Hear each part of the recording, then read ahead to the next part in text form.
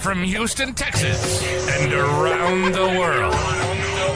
It's time to get your champagne wishes and caviar dreams. Welcome inside the Hall of Fame. Now, can you dig that?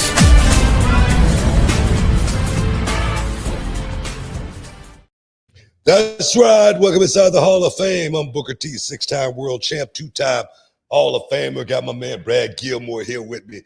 As always, want to thank the people for stepping inside the Hall of Fame, getting your champagne wishes, caviar dreams. Man, I got my voice back. It feels good, too. I thought I was going to have to go to the hospital. To the emergency room, man. I'm serious. I'm like, what is going on, man? Am I losing my voice? It was almost, man, that's the one thing, man. That's the one tool. That's one tool that's taking me through this next chapter. I'm like, I cannot lose that. Like the DOC, man, back in the day. DOC lost his voice. DOC, man. It's crazy. As great as a lyricist, as great of a rapper that dude was, his most valuable asset, man. He lost it. I was drinking tea with chamomile, little concoctions, hot toddies, everything, man. Trying to get my voice. How you feel, dog? How you feel, man? I'm feeling good, BT. I'm feeling good. I'm glad you got your voice back. Yeah, it's interesting you bring up the DOC, man. DOC from Dallas, Texas, instrumental in putting on the Chronic album with Dr. Dre and Snoop Dogg. And I was just listening to a thing with Nori, N-O-R-E, on Drink Champs. He had Nelly on, and they were saying that the DOC is like one of the great what ifs. Oh, man, no doubt, man. Yeah. Seriously, talking about greatest rappers of all times. And you really, you really don't even think about his body of work and how good he really was, because, man, he was as quick as that flame, took off, bang, it was over with just like that. Seriously, seemed like, No one can do it better. That's what he always said. DOC, man. There's a documentary out, I think, coming out with somebody who at Reality Wrestling, shout out to Roman, has some involvement with of the DOC's career. So definitely, if you don't know DOC, man, put yourself on game. Better do it. No doubt. Better do it, man. No doubt. Seriously, man. But it's a whole lot. It's a whole lot going on out there. But let's give shout out to Reality Wrestling Glory going down on March 30th. We got some major players that's going to be stepping inside Reality Wrestling. AJ Francis, of course, going to be taking on Chandler Hopkins, for the Reality Wrestling Television Champion. That's championship. That's a huge one. But JC Jane, I've been wanting to get JC Jane in the Walker, Texas Lawyer Arena for quite some time, and she's going to be taking on Gigi Ray. And Gigi Ray definitely has been a highlight for Reality Wrestling for quite sometimes, a part of the tag team champions with the Money Birds, Monica Monroe. But love that team, as well as Wes Lee, who's been a part of Reality Wrestling on a few occasions. He's going to be taking on Eli Knight. Eli Knight is someone who I think all this kid needs is the rub. That's all he needs is the rub. And I wonder if this is going to be it for Eli Knight, getting a chance to get in there and mix it up with Wes Lee. On the 30th, guys, 5 p.m., bell time, Walker, Texas Lawyer Arena. Don't miss out. Don't get shut out. I don't know. It may even look. That's next. That's next week, right? I might have to wait another, to the next time. But I'll just finna say we're under construction, man. We're under construction. We're finna get ready to do some big work inside the Walker, Texas Lawyer Arena over these next couple of weeks. So, man, I cannot wait to see the upgrades and the improvements Walker, Texas Lawyer Arena in the weeks to come. But man, don't miss out on Glory. That's going to be our debut show for Glory. It's on Sunday, like I said, 5 p.m. We're going to be changing that date in the future. It's going to be going to actually on Saturday nights. But this is the kickoff, guys. The kickoff. We still got tickets available. But I'm going to tell you right now, they're going like hotcakes, bro. They're going like hotcakes. So come be a part of the debut show, Glory, Reality Wrestling's Glory. Going down, man. Cannot wait. Yeah. That is March 30th, Walker, Texas Lawyer Arena. Big show for us. We're really excited to bringing new programming to the Reality of Wrestling, to the YouTube channel, and all over the place. So make sure you stay tuned to all those channels for that book, because we're on our march to 1 million subscribers. We're almost there. We're going to get there soon. We're going to get there just quicker than a hiccup. That's what they say. Quicker than a hiccup. Like Mitt Romney. Quick. Quick. I had a question. I had a question for you because I actually thought of that. That's an old joke on this show going back to like 2012 is when Mitt Romney ran for president. You would say that he would have gotten elected if his ads were quick. Mitt Romney. If he just would have did it. You know, quick, jobs, quick, inflation, jobs, whatever, you know. I had a question, and it's probably the answer is probably no to this, but I for the first time, I'd seen clips of it, but I never watched the whole movie. And for the first time over the weekend, I watched Harlem Nights, the whole thing. Yeah, from beginning to end. Yeah, and Eddie Murphy's Pryor, you know. Yeah. And Eddie Murphy's character is quick. And he's like, why do they call you quick? Because I do everything quick. I'm quick to whip somebody's ass. I'm quick to do this, right? And I was like, did Booker get the quick Mitt Romney from Harlem Nights? I probably did. I probably did. It was probably something just stuck in my head. And I didn't know where it came from, but yeah, I probably did. Maybe. That was when Eddie was on top. I was watching that movie, and the opening credit says, an Eddie Murphy production, a film by Eddie Murphy, written by Eddie Murphy, starring Eddie Murphy. And I was like, man, this guy, I'm getting all my credits. I'm getting them all. That was a good movie, though. I like Harlem. It was a good movie. I don't think it got the props it perhaps should have got, but I thought it was a pretty good movie. Oh, I mean, it's him, Pryor, Red Fox, right there. You got 3 generations of great comics, and then I mean, if you've never seen Harlem Nights, it came out in a year though where it was '89, where so many other big movies came out that year. I think it just got lost. That might have been it. Yeah, that might have been it. Yeah, it just got lost in the shuffle. But it's a really good one. You should definitely check it out if you've never seen Harlem Nights. But you know what? Speaking of Harlem Nights, you were in New York City last week, man. It was a huge night. Yeah, Madison Square Garden theater. And I tell you, the first time that I had ever been in the theater side of Madison Square Garden, always we were in the big venue. But I tell you, man, I watched boxing for so many years from that venue. The lights up top, you know what I mean? I always had a great ambiance. And to be inside of that theater, man, it was so freaking awesome to sit there ringside and watch the guys go out there and do their thing, man. It was so freaking awesome. And I tell you, from match 1 all the way to the end was bangers, man. Nothing but bangers. Everybody went out there, showed up and showed out. And what a show, man. What a show. It was great to be in New York City. Give my homeboy Mike Taub big shout out because he sent a limo to pick me up. I didn't have to deal with the traffic, you know, in New York City. I didn't have to think about getting some grub or anything like that, man. Everything was taken care of for your boy. But appreciate you, Mike, for hooking me up. That's a 30-year relationship. One of my homies from when I first started out down in Atlanta, Georgia. He's a doctor in New York City and doing it big. I got a chance to hang out with his son, Mike Jr. So, man, I had a great time in New York City this time, bro. Seriously. Well, that's awesome. I want to kind of hear more of what you thought of some of the outcomes of the show, especially the main event, you know, between Julia and Stephanie Vauquer. Stephanie Vauquer standing tall now in NXT. No, man, I talked about the journey of both of those ladies, you know, coming from, you know, from afar and find their way all the way to NXT and then not just come to NXT, but conquer it, you know, come and do exactly, you know, what they came there to do. And that was, you know, win gold, man, make a name for themselves. And now Stephanie Vauquer, you know, she's on top of the world right now. But Julia, man, take nothing away from her as well. I mean, she's a star, man. Put her on the main roster. You know, do whatever with it. She's definitely going to be a standout here in the WWE for quite some time, you know. So I think overall, literally, like I say, from top to bottom, I feel like overall everybody won on that show. Everybody won. Everybody got a rub on that show and definitely can move to the next plateau. Yeah, well, I know we're coming up against a break. I got some more questions for you about that MSG show, though.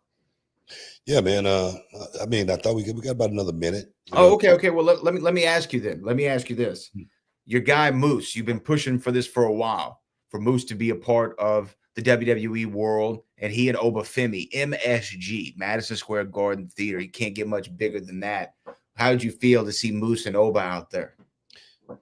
Well, we got 1 minute exactly to answer this, and the thing is, I'm gonna answer it on the way back, on the back end. I want you to answer as far as what you thought about Moose in his performance.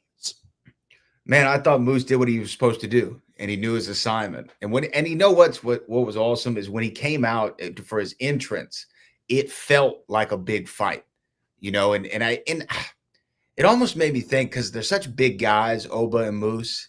It kind of made me miss that era a little bit. It felt like it was a match from an era or a generation prior, not a whole bunch of, crazy athleticism, although there was some, but it was just two big dudes, as you always say, no bread, no water, just meat, going out there and getting the job done in the square circle. And it felt like, you mentioned those boxing matches you saw in MSG. That's kind of what this felt like. It felt like a big fight. Yeah. And I thought that it was awesome. So shout out to Moose, in my opinion. Big shout out. But we're going to take a break, guys. Stick around. You're in the Hall of Fame, man. We'll be back in a minute. Fellas, let's talk about confidence. The kind of confidence that counts when it's time to step up and deliver. And that's where Blue Chew comes in. Blue Chew is the original brand offering chewable tablets designed to help men achieve stronger, harder, and longer-lasting erections. We're talking about getting in the game and staying in it.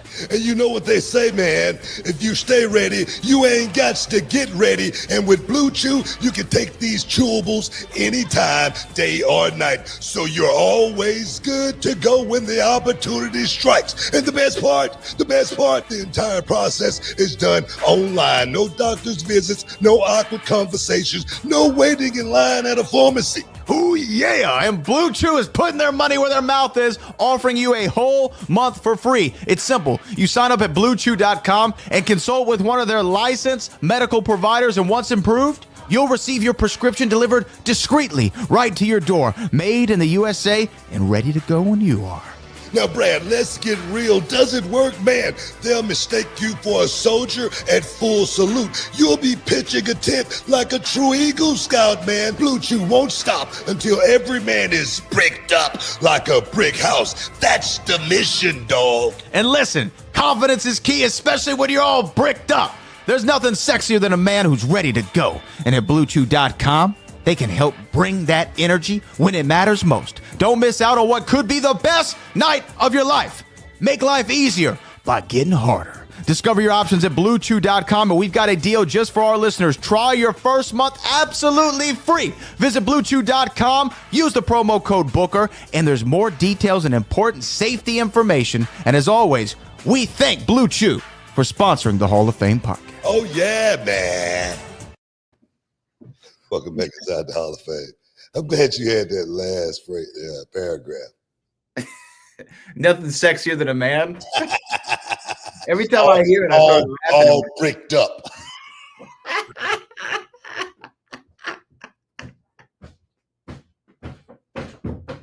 We might need to recut that. We're gonna keep it. Nothing sexier than a man.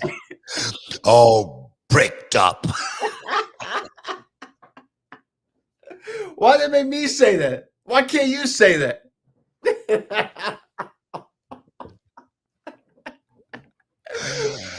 Oh my God. That's awful. Welcome back inside the Hall of Fame. We're talking about Madison Square Garden. We're talking about Moose making his NXT debut against wait, Moose had nothing to do with the commercial, by the way. Like, those are two separate. When I'm talking about Moose in the commercial, which Moose at Madison Square Garden. Oh man, Moose is bricked up.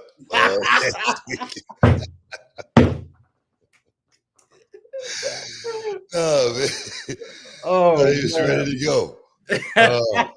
In Madison Square Garden against Obafemi, man. No, man. Two guys, man, went out there, and, like you say, throwbacks. Yeah, that was a throwback match, to back in the day where you saw two guys that was 250 plus pounds, in the middle of that square circle, throwing down some Shakespeare, Romeo and Juliet, Phantom of the Opera, really, really having a really, really good feel to that match context. And then you saw, when it was time for Moose to actually, do something spectacular, boom, he actually, came out the trick bag and did it, So, no, man. everything was right as far as that match goes between Oba, Femi, and Moose. I think I said it. I feel like that match is going to be like Ali, Frazier trilogy. We got to run it back somewhere. You know what I mean? We got to run it back, and then after we run it back, we're gonna have to run it back again, just one more time. We got to get 3 paydays out of this thing right there. At least 3 paydays. You know what I mean? So as far as from my perspective, those guys went out there and they had a hell of a match, and it couldn't have been in a better place. Madison Square Garden Theater, man, goosebumps thinking about it. You know what I mean? Those are, that's the kind of stuff you think about. From man, do you miss it? I miss those moments. Heck yeah, I do. I miss those kind of moments right there. So for those guys to be able to experience that, just one time. Hopefully they can do it again, but just one time, even bigger on a WrestleMania stage. Can you picture that? Can you picture that? So I feel like, man, just so much more left yet to be done with those two. Well, the other thing that I wanted to point out really about not just that match in particular, but all of them, is it's interesting when you see the NXT stars come out of the Performance Center into a different market, right? Not the Orlando market. Because we talk about how there's the same fans there, and the fans, man, are part of the NXT universe, are great. They really make the energy at the Performance Center. But when you have these shows that travel outside of them, you always wonder, does it translate? Do the little things that they do translate? And even in Oba's entrance, the whoo, whoo, it translated. Everybody was doing it. They knew the protocol. And that tells you that that television audience, like you said, man, you can't, there's nothing like it. That broadcast television audience on the CW that NXT is now reaching, bigger reach. 98% of homes have access to CW. And you can see that in the Mecca, Madison Square Garden, New York, they knew the small little things about, everybody's entrance and stuff like that. That tells me a lot. Well, what spoke volume to me was the guys being able to go out and perform in front of that New York City crowd. They say if you can work there, you can work anywhere in the world, man, because that crowd is different. If you stink it up, they're going to let you know. They're going to let you know real quick. And we didn't have one stinker, man. I swear. The crowd was almost standing on their feet the entire show.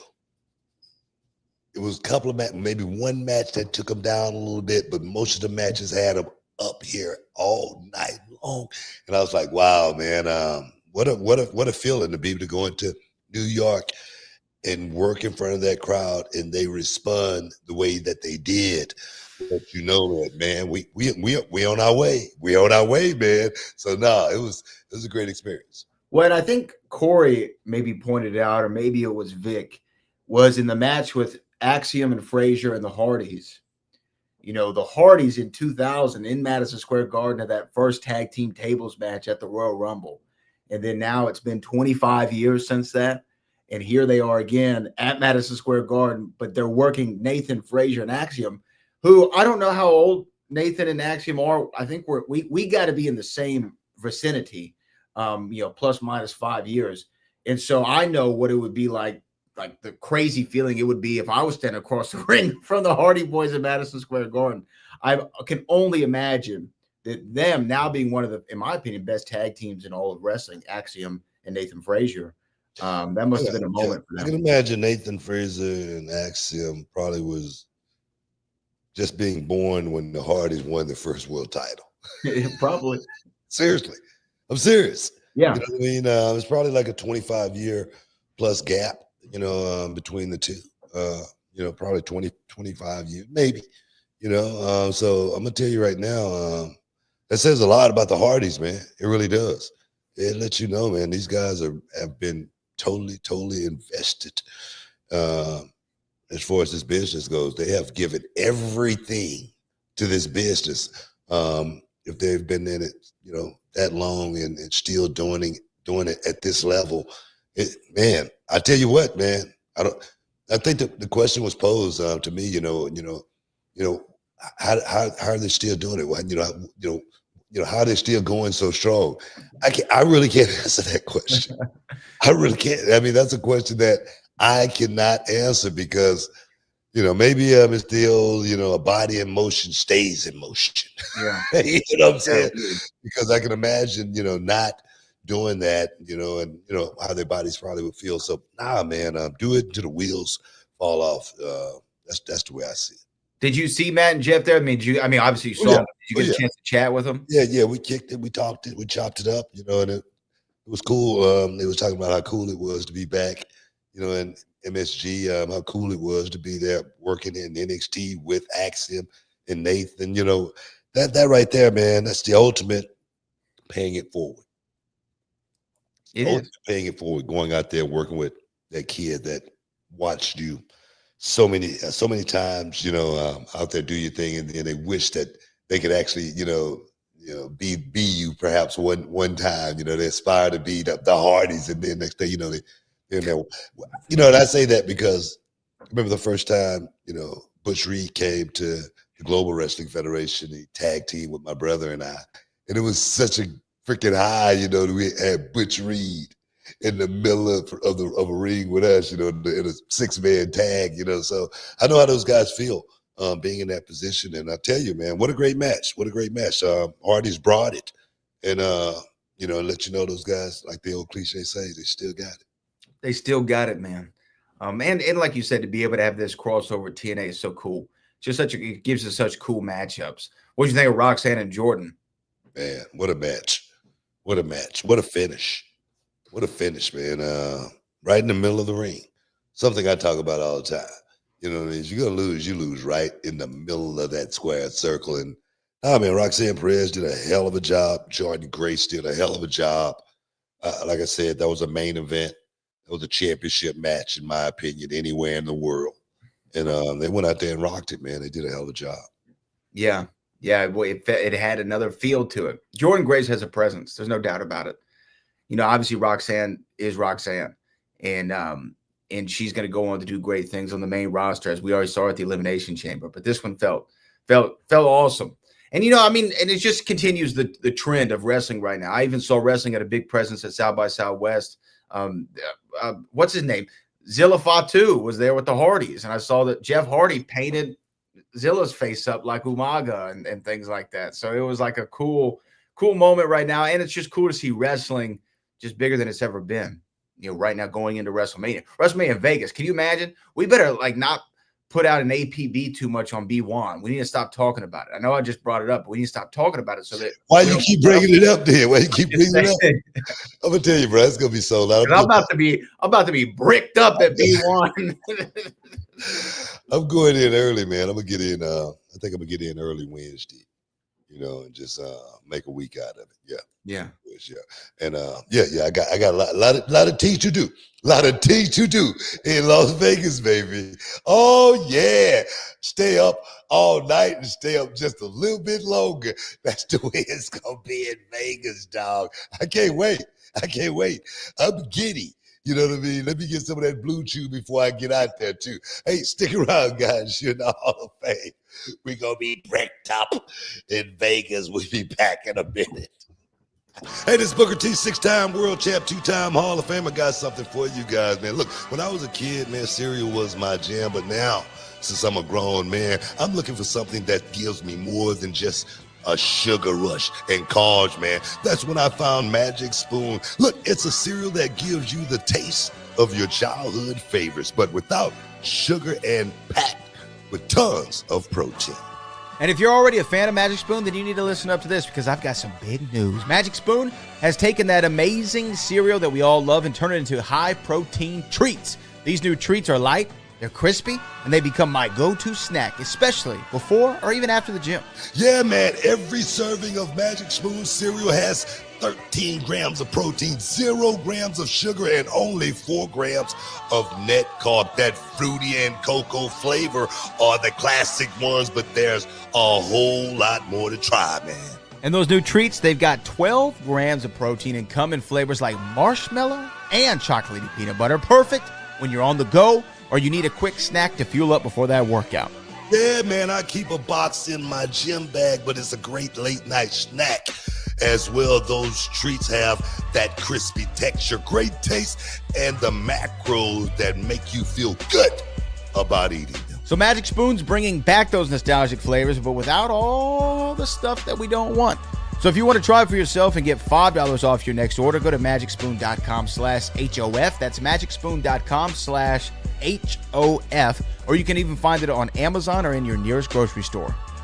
That's magicspoon.com/HOF for $5 off. Magic Spoon, hold on to the dream.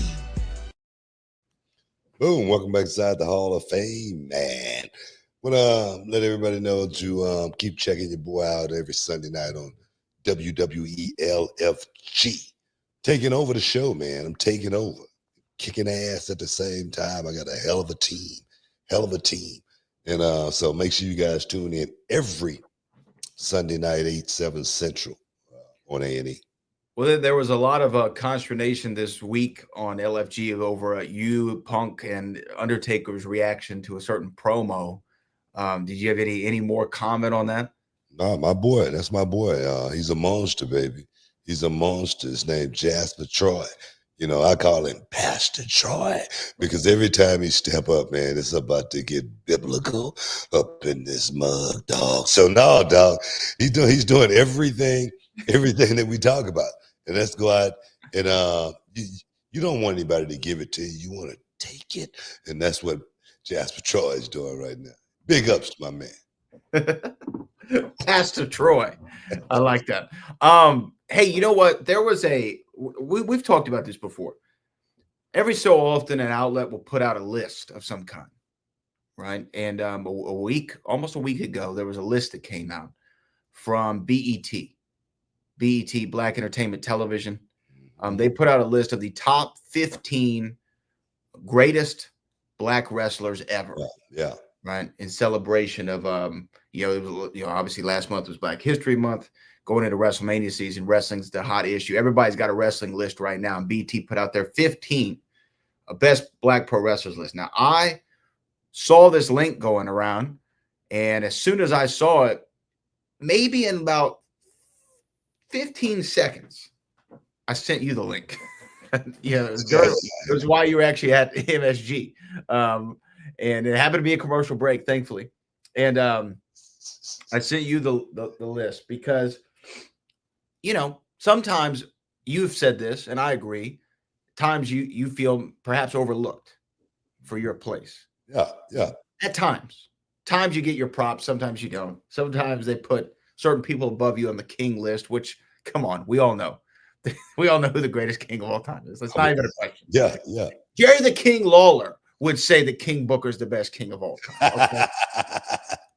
That's how solid. It's like the First Amendment. You have the freedom of speech, right to protest, and King Booker's the best king of all time. Hey, man. But this list came out of the 15 Black wrestlers, and you landed at number 1 on the list as the greatest Black wrestler of all time. Now, I do want to make the distinction that you're one of the greatest wrestlers of all time in general, regardless of cultural background, but it has to be significant for you representing where you come from and who you've represented and what you've meant to so many people, a part of that community over the years. It's got to mean a lot to be number 1. Well, it's a hell of a lot higher than Mark Henry rated me. I think Mark Henry had you 8 or something. Yeah. Carlos Colon ahead of you. Yeah, it's crazy, man. But no, I appreciate that, man. I really do. My body of work has been, exponential, man. It's been vast. And I'm still working my butt off to, make sure this next generation, find their way through this journey as well. It's not easy. It's so many pitfalls and so many holes and bumps in the road. You can, landmines you can, fall on, so I'm trying to, let these young guys see how you could be really, really successful in this business. But think about parlaying that success into whatever you're going to do next. I think that's what's really, really important. But for me, the journey was always going to work, putting my boots and my hard hat on. A lot of times I felt like I had my stethoscope on around my neck because I felt like it was 24/7, man. I was on call 24/7. We was on a phone call just last week. I'm trying to raise some money for my man Knobs with the Nasty Boys. And he's going through a little something right now. So, guys, if you're out there, if you're listening, you can support Brian Knobs, do that. But we were talking about a story that we used to always talk about. I used to always, say in the locker room. And Chavo Guerrero, he brought this up as well. He was like, man, congratulations, on the honor. And he said, man, you always used to say you was top 5 in the world, in that locker room. And say you would throw it in Bagwell. He was like, man, we all had to listen to it. I always used to say I was top 5 in the world. So many people, they would say, well, what number are you? And it really doesn't matter. I know I'm hovering. Sometimes I might be up here. Sometimes I might be down here, but I'm top 5 in the world, bar none. And then for something like that to come out, kind of like prove my point, man. I always thought I was pretty good at what I did, perform. I never thought I was the best wrestler in the world, but I always thought I was a really, really good performer. And that's what the difference was as far as I always said top 5 performers. I never said top 5 wrestlers. That was the caveat.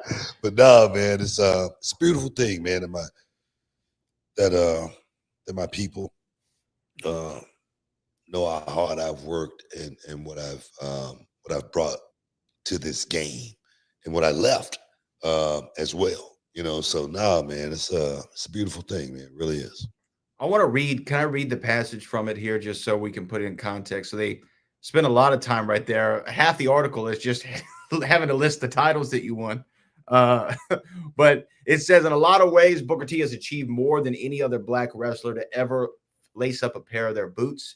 A double Hall of Fame inductee, both as a single act and as a tag team duo with Stevie Ray, a world champion and a valuable asset to the company who didn't know they needed him so much when they took a dip in 2006. Booker T became so valuable for the WWE and wore so many hats when they needed him that Kurt Angle once said that Booker was one of the 5 greatest to ever do it. How many wrestlers popular enough to run for the mayor of Houston? It also says your best match was against The Rock at SummerSlam 2001, and you were active from 89 to 2012. I thought you started in 90. 90, yeah, they got that's a People put 89 all the time. They try to date you. I don't know what I am. You try to make me older than I am. And by the way, even 2012 is kind of inaccurate. You just had a match in 2025. The match with The Rock, I thought it was a good match, as well. But I don't know if that was my best match or anything like that. But a lot of people say that was a really, really good match. It was a great match. But for me, it was just another day at the office. It was just work. I always said, if you remember the matches, you're not really doing your job. You know what I'm saying? Because I always thought it was for the fans to remember those matches that did come remind me one day, and then I go back, oh yeah, I remember that, whatnot. But I was always thinking about what was next. I was always thinking about the next act. I was always thinking about the next show, the next opponent, the next town, the fans who I was going to have to, perform in front of next, So for me, there again, just all been work, but the work paid off at the end of the day. Because when I got in this business more than 30 years ago, I said when it was over with, I just want my name to ring with the best wrestlers that have ever did it. And I feel like I've achieved that. I feel like, my name ring, right there with all of the greats that have ever done this. So I appreciate BT for honoring me and giving me that honor and putting praise on me like that, man. It means a lot. It really does. Because I've said it, you've heard me say it, I don't think I get my props, but there again, people can look at, BET and they can say, well, they just like Booker T more. I say that all the time too, but no, man, we've had so many guys that have come up, of color that have put their work in. And I'm just glad I was one of those guys that put the work in from the beginning all the way to the end. That's the thing is not making it all the way to the end was the thing that I thought about. I wanted to finish that journey. I wanted to let, the world see, man, this brother went through it and he did it his way. And boom, at the end of the day, boom, he's still standing. He's still standing. He's still standing tall. And as well as, like I say, parlaying, my success. I mean, I didn't, go to school, for journalism or anything like that. I was just playing around as a commentator, and hey, look, you want to try this, you know what I mean? I don't care if it's game show. I'll act like I'm a game show host. You know what I mean? Don't matter what it is. I remember this guy told me a long time ago, man, if you act like it 9 times out of 10, people believe it. You know what I mean? So that's one way to actually, find your way, making it through this life. And it, might take you all the way, to places you never imagined or dreamt, just like me. My first trip on a plane, I was on my way to Japan. Can you imagine that? Can you imagine that? I've never been on an airplane before. So dream big, people. Dream big. It's out there for the taking. Stick around, guys. You're in the Hall of Fame. We'll be back in a minute. Hey, y'all, Booker T here alongside with my main man, Brad Gilmore. And today we're talking about something that could really change the game when it comes to how you get paid. That's right, Booker, because let's face it, life doesn't just happen every 2 weeks. So why wait for a payday? With EarnIn, the money you've earned already can be in your hands today. EarnIn is this incredible app that lets you access your pay as you earn it. We're talking about up to $100 per day and up to $750 each pay period. All you got to do is download the EarnIn app, verify your paycheck, and boom, you can access up to $100 a day as you work. And the cool part, you just leave an optional tip, and any money you access plus the tip gets repaid when your next paycheck rolls in. Brad, I'm always talking about staying ready so you don't have to get ready, right? Imagine having that extra cash for that surprise date night, or maybe when you have to take the furry little friend to the vet unexpectedly. Absolutely, Booker. Or even those times when you need to grab a last minute gift, or maybe you're a little short on rent, or hey, even you might want to pick up some new gear for yourself or your kids or your lady. Folks, make EarnIn part of your financial playbook. Join over 3.5 million customers who are finding financial stability and peace of mind thanks to EarnIn. So don't wait around for a payday. Get your money when you need it and take control of your finances. Download EarnIn today and experience what it's like to access pay on your terms. Get started with EarnIn now and join the millions who are getting their pay their way. It's time to EarnIn, not just earn. Check it out, man. Boom. Welcome back inside the Hall of Fame. But yeah, man. Like I say, BT, keep them coming, man. Keep the honors coming. Oh, man. I know, I started sending Devon a copy. Make sure he got it. I'll go send one to Mark Henry. Make sure he got it. Mark was on the list. Mark was on the list. Mark was on the list. Yeah. Mark deserves why don't we go through the list for a second? Should we go through it? Let's just do it. Let's see who's on the list. All right, so let's go from 15. Let's start at 15. Because I will say this list had a couple surprises for me. Okay, number 15, Jazz. Number 14, Shelton Benjamin. 13, Naomi. 12, Jacqueline. 11, Big E. 10, oh no, Devon made the cut. 10, Devon Dudley. Devon made the cut. Yeah. You gotta be kidding me. You're starting to like this list less, huh? Number 9 is the wonderful Bianca Belair. Number 8, Bobby Lashley. Number 7, Ron Simmons. Number 6, JYD. Number 5, Sasha Banks. Number 4, Mark Henry. Number 3, Kofi Kingston. Number 2, Dwayne The Rock Johnson. And number 1, Booker T. Anything stand out to you as look, there's no big cat or any lad I know. And I'm trying to think if there's anybody else. Bobo Brazil is a name that gets thrown out a lot for what he did for the business. Hacksaw isn't on there. Butch Reed. There's a few names that you could maybe potentially throw in there in that top 15 mix. I thought JYD would be a little higher, and and Ron would be a little bit higher as well. Yeah, just those two guys. Just because I know I wouldn't be here without both of those guys. In a sense, I'm serious. JYD was that guy that I watched when I was a kid. And man, I idolized him. I was like, wow, he was the guy. He was our Superman. As far as wrestlers go, as far as black wrestlers, he was the guy.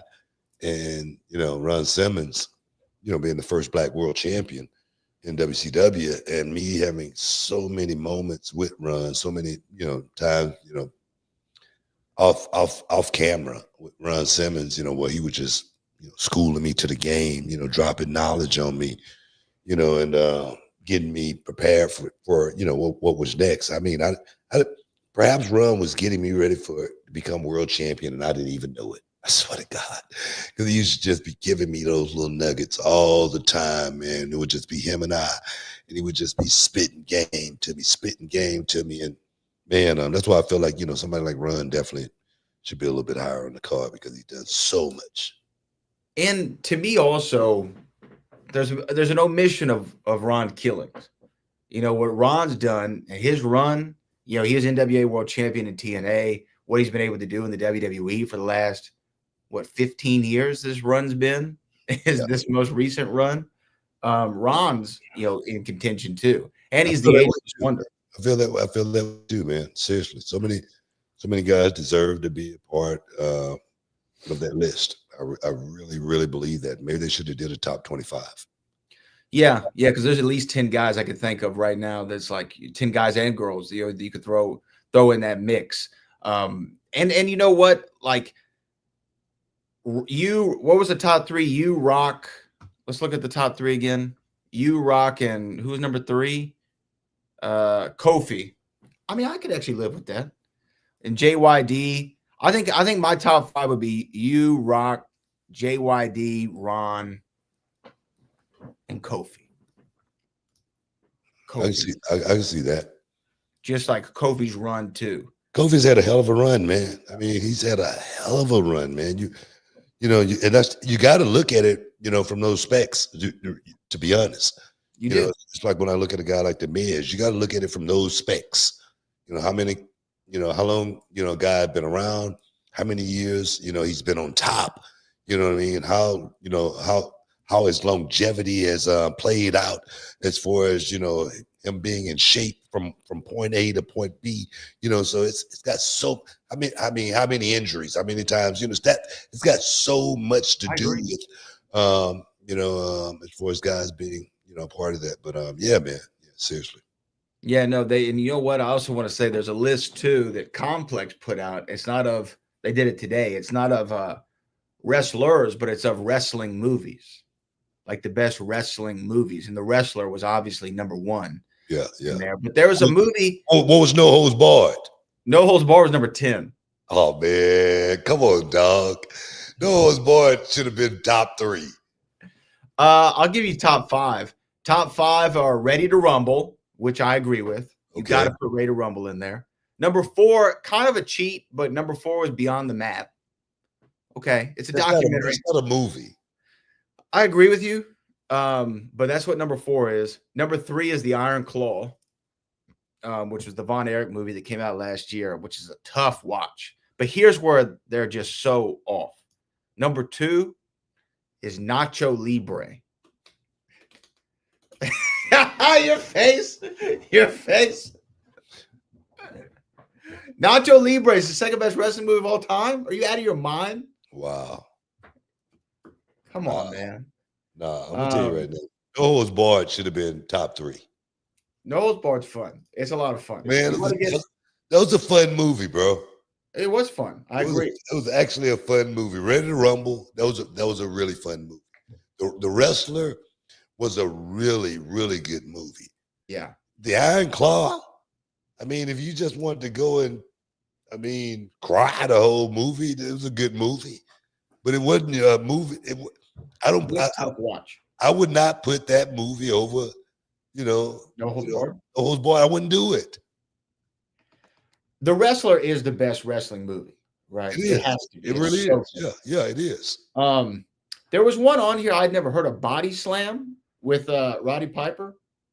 I never heard of that. I never even heard of it. That's what I'm saying. How you gonna put that over No Holds Barred? It was number 9. Yeah, I don't know how you do that. It's ridiculous. Nacho Libre? Are we serious?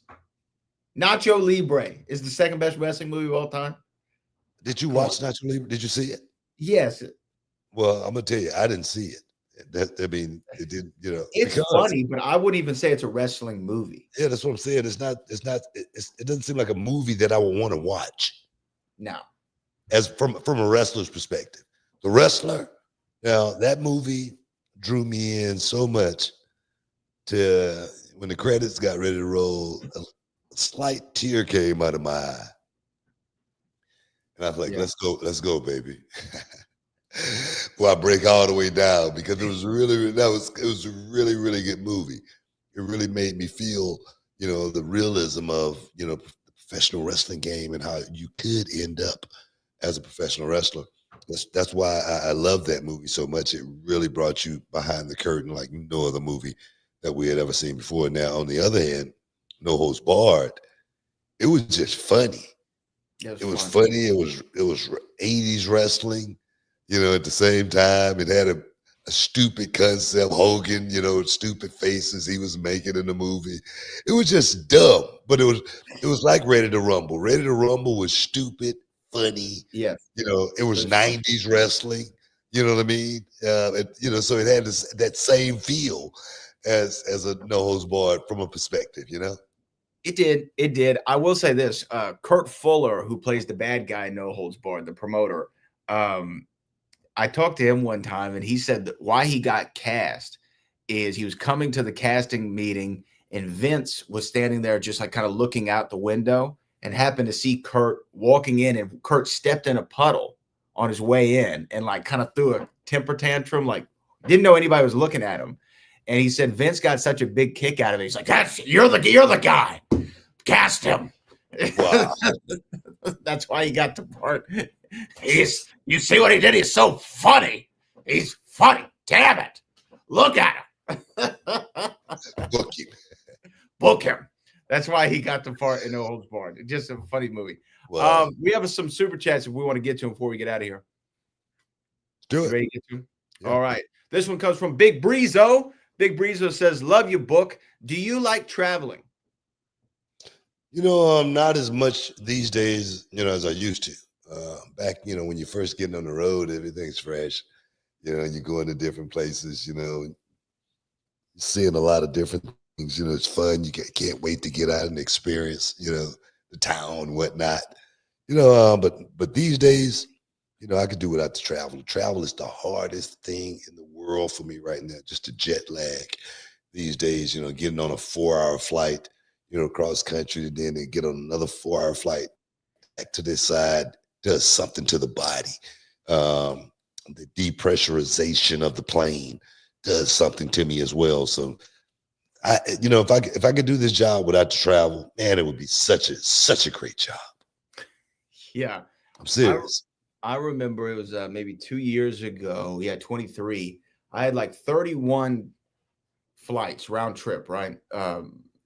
31 dates of a thing that I was doing. And I'd never traveled so much in my life. That's the most I've ever been on a plane, going, 31 times or whatever.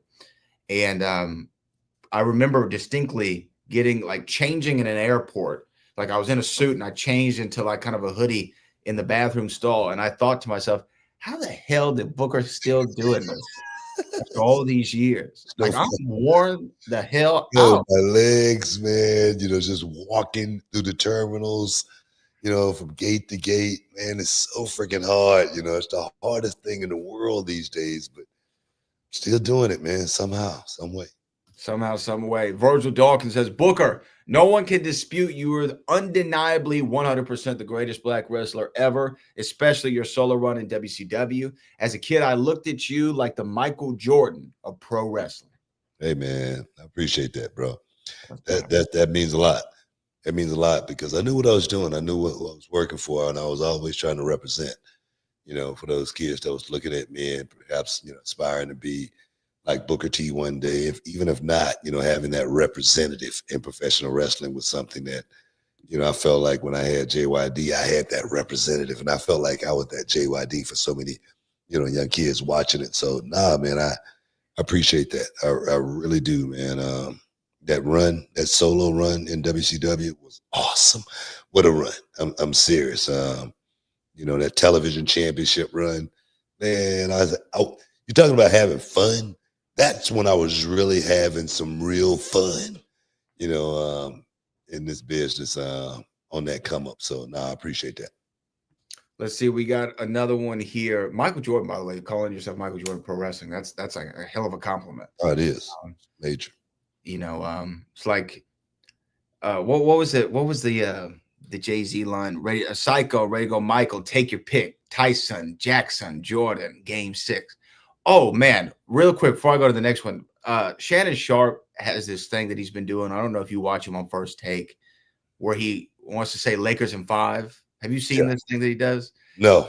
Oh, so like every day when they ask about the playoffs, right? They'll say, well, the Lakers might be taking on the Oklahoma City Thunder, right? And he's like, Lakers in 5 is what his thing is. And he'll like have like a list of stuff he says before. Today he was hilarious, man. He goes, I don't care if it's the no, I don't care if it's the Thunder, a Boost Mobile bundle, or the WWE Royal Rumble. Lakers in 5. That's what I don't know what it's about, but it's just hilarious. And it reminds me because he does the 5 every time I see it. So I don't know what talk to him about that. I have to have a conversation. Yeah. Alex Cosentino says, Booker, I got some major problems with your 2K25 rating.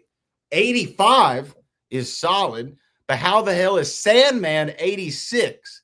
Don't even get me started with your 01 Booker being a 77. You were literally a double champ. Who makes up these ratings?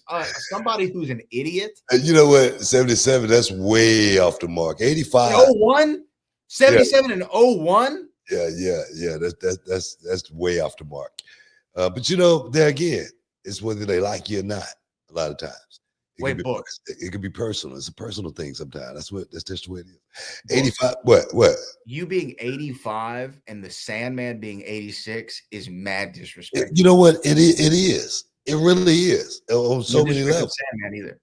No. On so many levels. But one thing about my character at 85, it normally can beat everybody on the on the roster. One X kick is all it takes. I'm saying 85% normally can beat everybody on the roster. So don't worry about it. Just go. So I haven't played a WWE game in several years, but I'm now tempted to get 2K25 just to like see why is 01 Booker T a 77? Like that it actually doesn't make sense because 01, when you came in, I was dual champion. You were dual champion. You were main event SummerSlam. This is like I should have been no less than 90% in 01.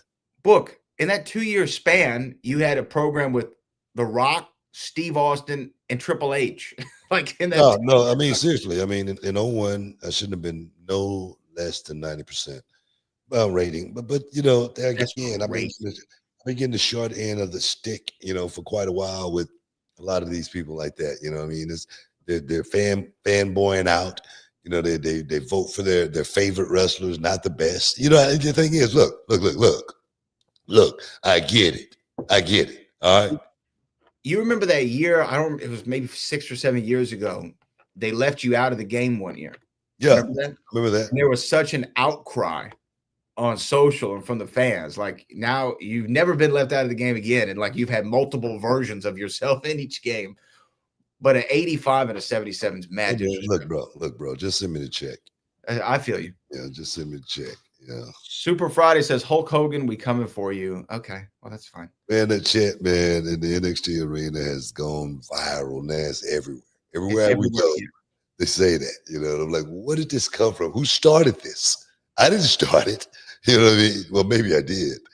But I'm not. You did start it.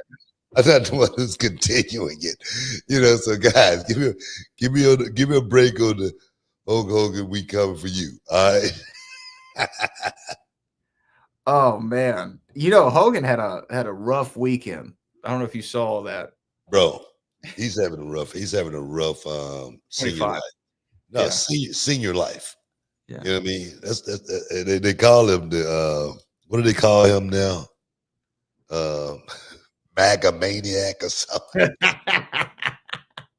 MAGA mania, brother, running wild. Hogan had a rough weekend. Y'all can look it up yourself. He's a coach, but he had a rough weekend. Yeah. Super Friday says many wrestling fans today don't know the match rules. I think it would help WWE if they publish a standard match rules book on their website. Then we can boo the heels and when they break the rules. You know what? I actually kind of understand what Super Friday's saying. Because when I will say this, can I say this? I didn't know the longest time when I was a kid that you had to hold the tag rope. I used to think that somebody didn't like tie it all the way. And I'm like, why didn't they tie this rope? So the tag rope, the 10 count, the 5 count. I'm not saying you got to publish the rules, but a reminder to the fans who might be tuning in at a young age isn't a bad idea. You know what? I'm not going to disagree with you. I normally would find a reason to disagree. Okay, but I'm serious on this one. I gotta agree with you. I gotta agree with you because the 5 count is very, very important. Sometimes we overlook that. The 10 count, some people may not know exactly what that means. You know what I mean? Actually throwing a person over the top rope. What is the rule? So yes. Having used to be a DQ. It used to be a long time ago. That rule went out, I don't know, 40 years ago. 30, at least 30 years. Yeah. More than 30 years. Whenever Bill Watts, whenever he didn't have the book anymore, right? Like as soon as Bill Watts got him out of there, they stopped that rule. But yeah, I mean, some of those though, honestly, when you think about it, like not going over the top rope, like remember they used to count when you were up on the turnbuckle. Yeah. You couldn't be on the turnbuckle. Like for a high flying move, you're not supposed to be up there. Hey, well, I'm counting you. 1, 2. In and out from the guys, making the tag, coming in the ring and getting out. It's normally a 5-second rule. AEW has changed that to an unlimited amount of time. To a 5-hour rule. You can just stay in on the tag now.